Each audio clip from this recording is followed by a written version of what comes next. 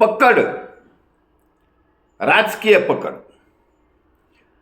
1857 पर्यंत इंग्रजांनी भारतावर राज्य ईस्ट इंडिया कंपनी मार्फत केलं होतं. जेव्हा भारतामध्ये 1857चा स्वातंत्र्य उठाव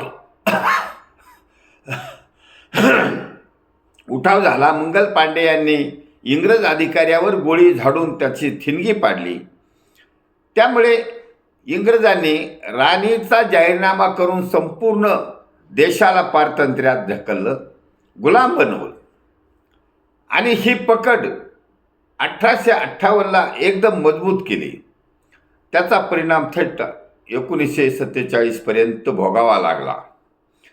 आता भाजपाने 2014 पासून या राजनीतीवर पकड घट्ट करत चालले आहेत.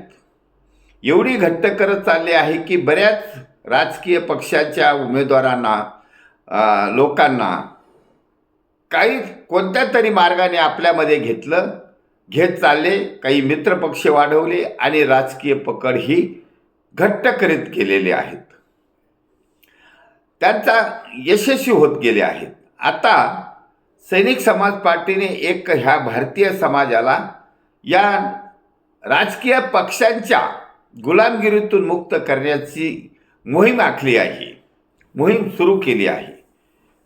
भारतीय समाज हा अंडर प्रेशर जगत आहे. त्यामुळे त्यांना या पारतंत्र्यातून बाहेर काढण्यासाठी सैनिक समाज पार्टीने ही सुरुवात केली आहे. सैनिक समाज पार्टीने सध्या बारामती आणि राहुरी नगर पाथर्डी पोटनिवडणुकीमध्ये भाग घेतलेला आहे, मुसंडी मारली आहे. कदाचित